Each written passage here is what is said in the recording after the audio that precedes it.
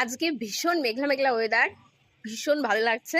আর এর মধ্যে বোন এসেছে, বোন এনেছে বড় বড় চিংড়ি মাছ। আর আজকে রান্নার দায়িত্ব পড়েছে আমার, যেহেতু মা বাড়ি নেই, তাই আজকে আমি কি রান্না বান্না করবো সেটাই তোমাদের সঙ্গে শেয়ার করবো। আর সবার প্রথমে দেখবে আমি এত বড় একটা দা নিয়েছি, একটা জিনিস কাটতে যাচ্ছি। চলো সেটাই তোমাদের প্রথম দেখাই।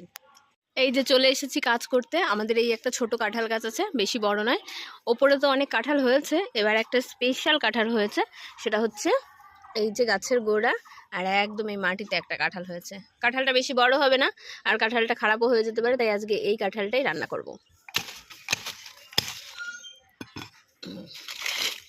তো কাঁঠালের সাইজ হয়েছে এইটুকু, এই কাঁঠালটাই রান্না করব। বোন আমার আর হয়ে যাবে।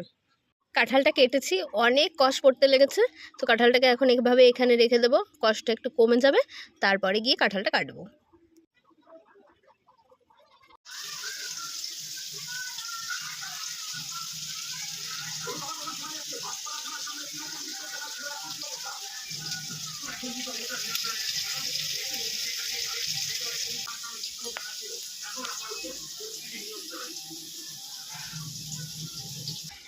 আমি ব্লগ থেকে শুনলাম মাদার সাইডের থেকে উনি কি শঙ্করের খাবারে ইয়ে বলে।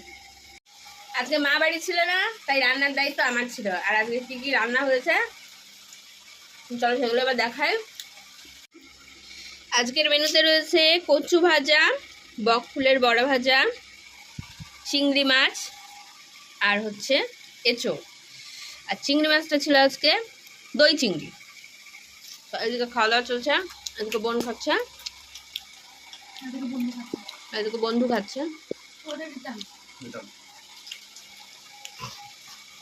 এদিকে আমি খাচ্ছি, ক্যামেরাম্যান।